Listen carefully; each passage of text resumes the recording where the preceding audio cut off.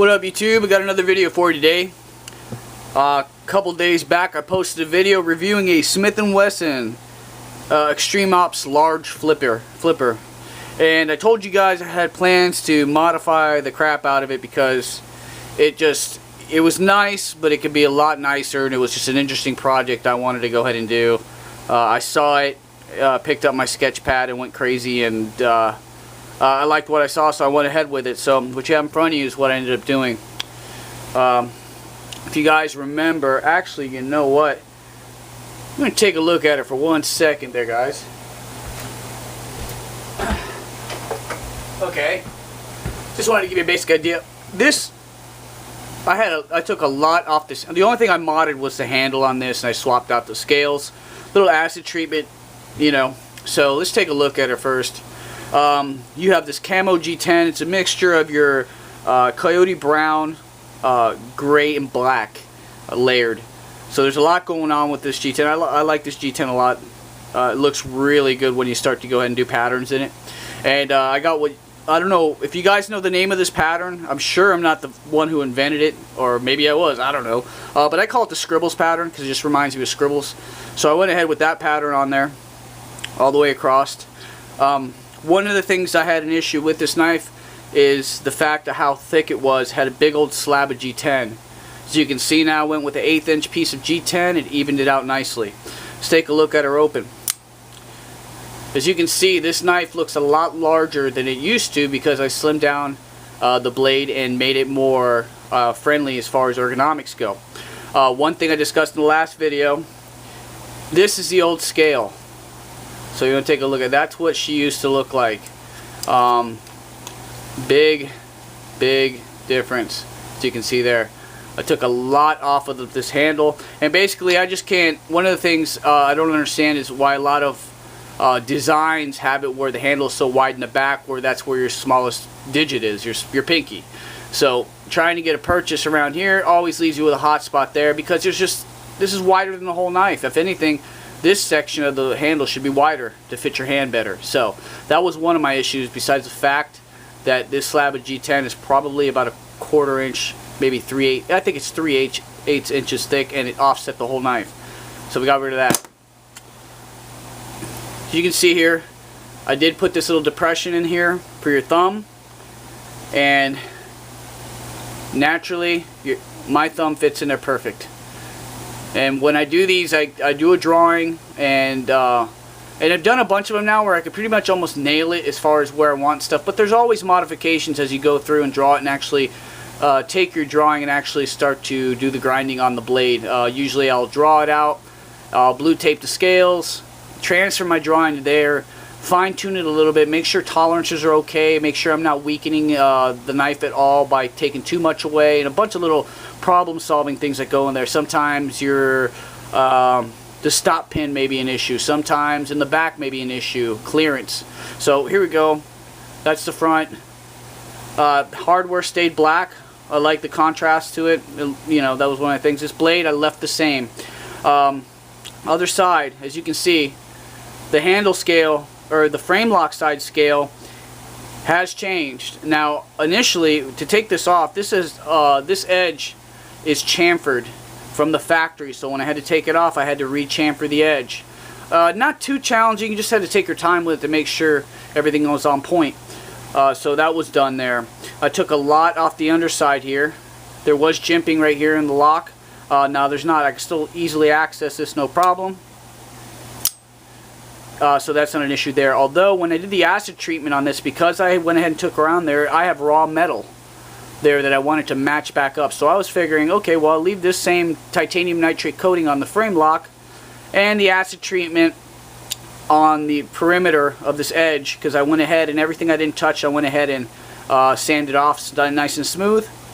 And I was just going to have this be a different tone. So it was supposed to have the titanium nitrate here on the face of this frame lock, and on the perimeter was going to be this acid that you see here. But unfortunately, the acid treatment caused the titanium nitrate coating to separate from this frame lock, and I had to ditch that. So after 10 minutes of dipping, I noticed that was an issue, took it out, scotch-brighted the handle, re-dipped it for an additional 10 minutes, and this is what you have here. and I did the other liner also, so it matches nicely. This knife was also tip down carry only. I hate tip down carry. Went ahead and drilled out 2 new holes in the frame lock, tapped them out, and went ahead and put a more a deeper riding pocket clip, or as deep as I could get it, pocket clip there. And I kind of mimic the pocket clip to the blade shape, so I usually try to do that where, you know, it's still drop point here, so the top mimics the blade and the bottom mimics the tries to mimic the bottom of the frame. And I left this kind of open there because then again, when I have my hand curl around, I don't want that pocket clip to now become a hot spot. So you trim a little bit away there, and you know, it's sitting right here in this little groove of my hand when I grip it. So just wanted to go ahead and show this to you guys here, what I ended up doing. This took me a total of realistically I could have done it in about 4 hours or so, but I was, you know, I took it apart, this and that or whatever, left it alone, did home stuff, went back and took care of it. I wasn't like steady working on it. So yeah, not too bad. This is a $25 to $30 knife, and now it's well, like Onyx was saying, now it's actually pocket worthy. So, you know, I wouldn't be afraid to show somebody this knife, because just basically no one would ever, I mean, no one's ever seen anything like this. So that's kind of what I like doing. I like taking, you know, your budget knife and just making it something a lot better. Just taking some, you know, making something out of nothing pretty much. And with this knife, it had plenty of potential, plenty of handle and blade to do whatever I needed to.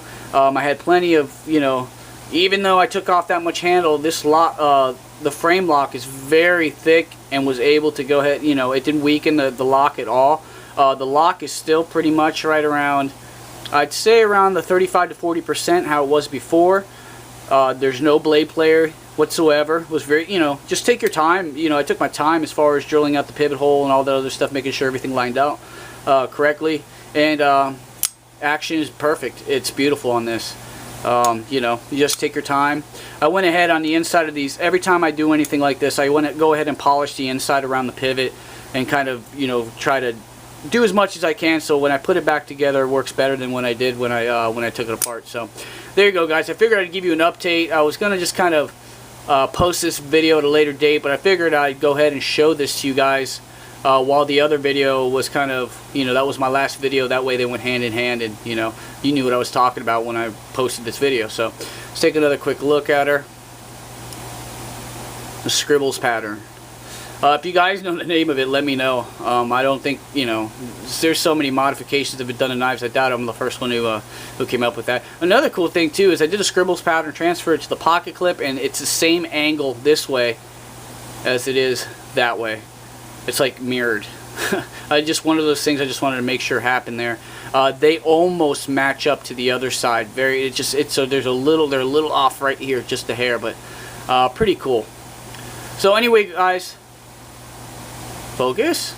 Let me know what you think. Post your comments below. If you guys have any ideas on knives that could be made better, let me know. Low-end stuff, you know, I don't care. I'm about to get ready to do a bunch of bird knives and some other stuff. I've got a bunch of stuff in the works. I actually completed a full-on custom balisong too. I'm going to post a video on that sometime soon. I usually post balisong videos on Fridays, so I've got a bunch yet that are coming in, so I kind of don't want to flood the channel with too much balisong stuff, although I do love balisongs. But anyway, guys, like I said, let me know what you think. I'm pretty happy with the way she turned out. Like I said, guys, even a couple people have been PMing me about if I would do work. You know, it totally depends on what you've got. You know, if it's something challenging and you know, I don't know. It's like I said, this is kind of fun for me to do. I'd hate to be locked down to a time frame or anything to do something. But I don't know. If you have something interesting and I'm familiar with the knife and know what the ins and outs of it, I can tell you what I can do to it or whatever. And maybe we'll figure something out. Maybe I'll do one or two every once in a while for you guys. So let me know. You guys take care. I appreciate you tuning in and watching and all your support. Peace.